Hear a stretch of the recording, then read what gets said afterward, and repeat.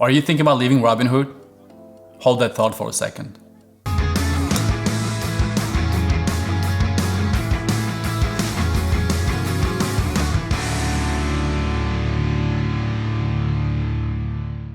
So much has been written, said, and tweeted about leaving Robinhood and deleting the app because of the AMC and Gamestop saga at the end of January. So let's talk about what it actually takes to delete the app and leave Robinhood for another brokerage. But let me also tell you why I think Robinhood is here to stay and why I think they will keep killing it. Alright, so you want to leave Robinhood. I mean, personally, it reminds me of this whole movement to leave Facebook or Apple simply because customers are upset. But that's forgetting the service that Robinhood is giving to people, right? But let's assume you do want to leave. What does it actually take? On the face of it, it's very simple. You simply find the other brokerage you want to move to, and you give the other brokerage your account number at Robinhood and the Robinhood DTC number. DTC stands for Depository Trust Company. And that number, by the way, for Robinhood is 6769. So you give them those two numbers and they just take care of the rest. They process your transfer. You typically have to pay $75 to Robinhood for the transfer, but if you ask the new brokerage that you're moving to reimburse you, they typically agree to that as well. So that's the easy portion, right? Now the hard part that's a little bit hidden. First of all, it takes several days, right? Because you effectively are moving your portfolio to the other brokerage. So that means any stocks, ETFs, or options, no problem, right? They just move. But if you own any fractional shares, let's say you have $100 worth of Amazon, or you own any crypto, well, Robinhood is going to sell that, which potentially has capital gains tax implications. But let's look at these two charts here that I want to show you. You know, at the end of January, after the fiasco around GameStop, and so much has been written about this that we don't have to rehash. If you look at this chart here, that actually shows you Robinhood versus traditional brokers and the growth that they have seen throughout 2020, right? Traditional brokers here at the bottom of the chart, you see it's Fidelity, TD Ameritrade, E-Trade, Interactive Brokers, and Charles Schwab.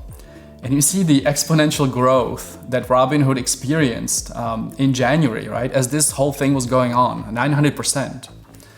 And then if you want to have a more granular look at this other chart, this shows you, 8 or 9 days of the actual opening of new accounts and how many people open up new accounts with Robinhood versus all the other brokerages. So Robinhood is in blue, right? You see that the GameStop saga happened on January 28th when they restricted people from buying more shares. So in the days that followed, Robinhood actually had more account openings than in the days prior. And if you look at the other brokerages, you see a decline in Webull, right? That's the black portion of it. And you see a little bit of growth in Fidelity. But overall, Robinhood is still here to stay. So leaving Robinhood is actually not that easy. Typically, like I said, it's about 6 days to transfer your account, but it potentially can take up to 16 days, which obviously prevents you from trading in this whole time you would be transferring. So there's a lot of outcry out there on social media about leaving Robinhood, but in reality, that's actually not what's happening. The other thing I want to talk about is what actually happened at the end of January and why did Robinhood do what they did, right? Why did they prevent customers from buying more GameStop, AMC, and other shares? And there's been so much speculation about, one of the hedge funds calling them and forcing them to do that, a politician. I guess we'll never know if that was a phone call. And let's remember that Robinhood makes money by selling the order flow, by selling the orders that customers, right, give them, which they don't pay any commissions for. They sell them to all of these hedge funds on other market players that process the orders, Citadel or Virtue or some others. That's how Robinhood gets paid, right? That's why we had so much speculation that maybe they were forced to do this. But what we knew for sure is that on the morning of January 28th, Robinhood got a call from DTCC, which is the Depository Trust and Clearing Corporation, which is the central clearinghouse that clears all the trades from all the other brokerages, banks, all the participants in the market that buy and sell shares. And they asked them for $3 billion more in collateral, right? Just like Robinhood forces you as a customer to have collateral with them so that you kind of guarantee the trades that you buy and sell. Well, this central clearinghouse does the same for all of the market participants. And $3 billion on that day was 10 times more than the week before that, right? And it was simply because of the huge volatility in all of these stocks and the concentrated nature of Robinhood's customers in GameStop, AMC, and all of these other plays, right? That the Reddit and Wall Street guys were putting on. And Robinhood clearly didn't have that kind of money. So limiting people from buying more of these shares was one way to reduce the collateral requirements that they had to put up. Ultimately, they settled on 700 million with DTCC, which worked. And over the next 2 days, they managed to raise $3.4 billion from existing and new investors. So this was a moment for Robinhood that was life-threatening, right? They had to fight to save the company because they can't afford to default on these trades, right? And that brings me to the nature of this clearinghouse. This clearinghouse exists so that we don't have these defaults by a brokerage or by, more kind of systemic players. They force all of these market participants to hold a certain amount of collateral and monitor, and nobody actually knows exactly what the formula is and how it works.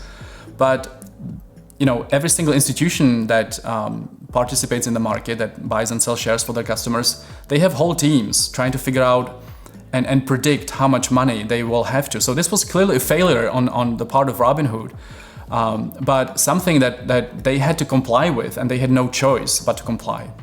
Given all of this criticism for Robinhood, right, and the calls for deleting the app and leaving, let's remember for a second what Robinhood actually achieved. Because when you think about the investment community of the last 10 years, right, when you look at Americans, 100 million Americans don't have any retirement accounts.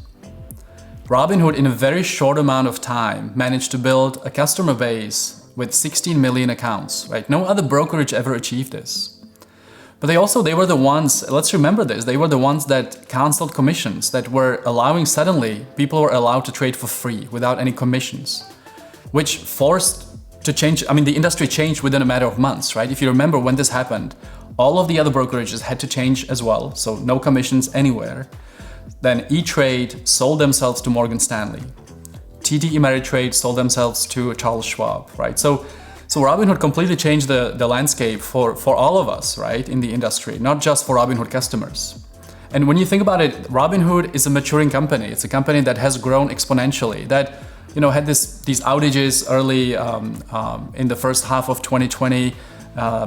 There was no outage this time in January 2021 during all of this GameStop fiasco. So this is growing pains of a very successful business. And by the way, Robinhood, they're going to have an IPO in 2021, right? In a few months.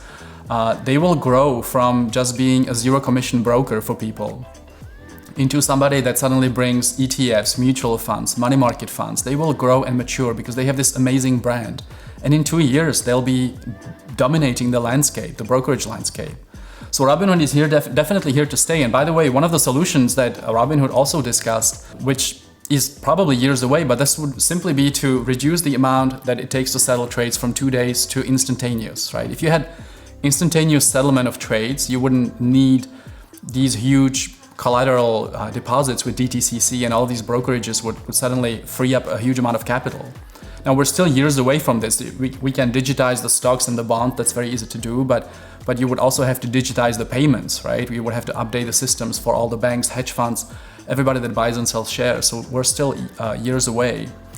But back to the question of, are you leaving Robinhood for the right reasons? Are you thinking about leaving Robinhood for the correct reasons, right? If you want to leave Robinhood because you think they don't have a strong enough balance sheet, because you want to talk to real humans, or because you maybe are worried about the business model, right? Because like I said earlier, one of the largest customers that Robinhood has, or the way they make money, is by selling orders to Citadel. Citadel is a giant hedge fund that, by the way, is the real winner in this whole GameStop fiasco, because not only do they process all the trades that Robinhood sends their way and make money by processing and by also trading based on the information they gain by seeing the order flow, they also were the ones that actually injected more money into Gabe Plotkin's Melvin Capital. That's the hedge fund that lost 53% in the January fiasco, right? That was the guy that was long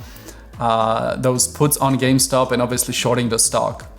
So they were the real winners. But just to bring me back to the right decision making here, if you're worried because of all of these reasons, yeah, it probably makes sense to go to a different brokerage with a more mature balance sheet and a place where you can talk to real humans when you have an issue. But if you're going to be thinking about leaving Robinhood because they prevented you from buying extra few shares of GameStop and maybe prevented you from making more money, Well, think twice, right? Because other brokerages also put in these restrictions. And what is your loyalty ultimately? If you were a happy customer of Robinhood's before this happened, if you were one of those people that benefited from trading for free, using an app that looks that looks better than all the other apps, right? That is simple to use. And now this one event, this black swan event, that was largely out of Robinhood's control, will force you to leave and delete the app. That's the wrong reason to leave. So anyway, that's my little summary of what happened with GameStop, with Robinhood, how we're thinking about Robinhood, and what they actually did for the whole industry. So I hope you enjoyed the conversation. Give a like to the video, subscribe to the channel if you like this kind of content. Obviously, more trading ideas and more financial, personal finance content coming.